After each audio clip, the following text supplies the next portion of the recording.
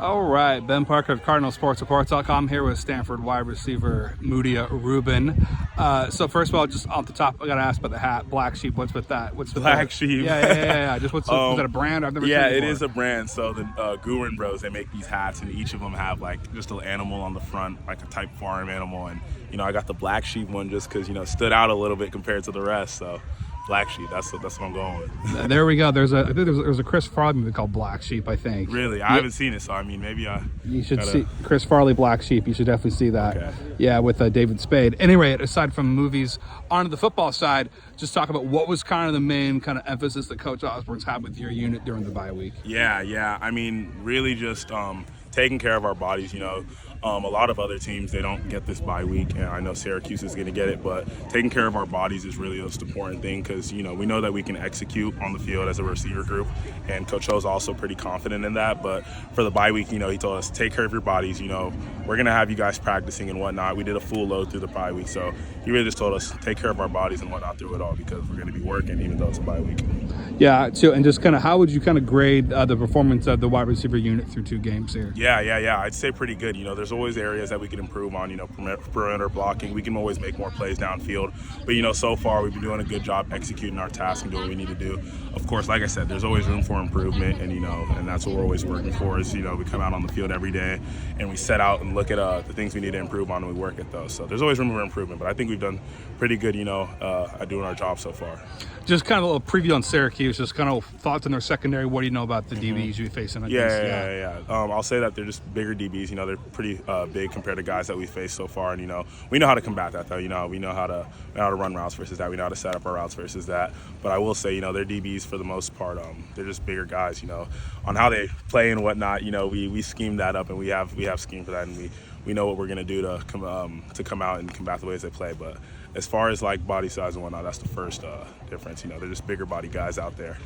Yeah, also talk about what kind of advice or insight has your teammate Justin Lamson given you guys on Syracuse, whether it be just the environment, the team, given that he played there before? I'm not really too much. He was on the offensive side. We haven't really talked to him too much about the defensive side. They bring in guys and whatnot, but we really haven't talked to him too much about the types of things they're doing.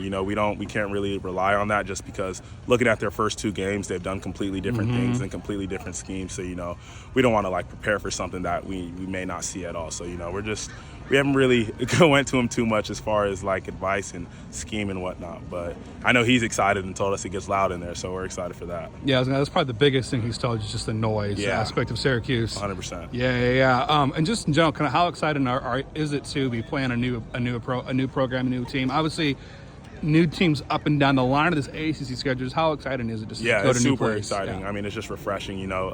Just getting to do something new is always pretty exciting and motivating. And for a lot of these guys, and me at least, I've never been to New York, never been to that side of the country really. So it'll be fun getting to travel and play out there and get to a different crowd and get a different audience. And what do you do to kind of manage kind of long flights? Do you read a book? Do you watch a movie? What do you kind of do? Listen to music? How do you manage that? For me, it's really just rest and recovery. I just try to stay as rested and recovered as possible. Not too much moving. I'll get up and move around a little bit just so my body and so my muscles don't get too stiff and get too relaxed. But just taking the proper measures, just such as sleeping beforehand, getting on the plane, sleeping if you need to sleep on the plane, fueling on the plane. It's all of that though. Yeah, too. And I'll also just talk about too, just of the kind of young. There's some young receivers in the room. Who's kind of stood out to you of the young kind of freshmen? For sure. Really all of our young guys. I could name them all.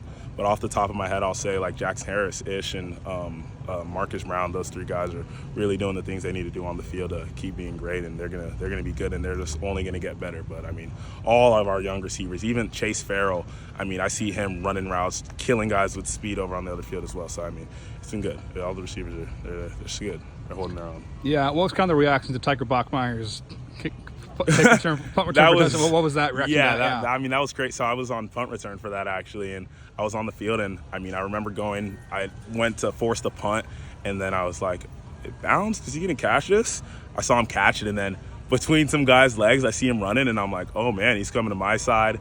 I kind of jog up and I pick up their shield guy and I block him into the kicker. So there was 2 guys gone. I'm like, wait, he's gonna go score. And I turned around and I was already celebrating at the 60. But it was a super good experience. We don't have that happen often, so it was good that he got that done for us, and I hope we can get it again. Yeah, and just kind of final question for you.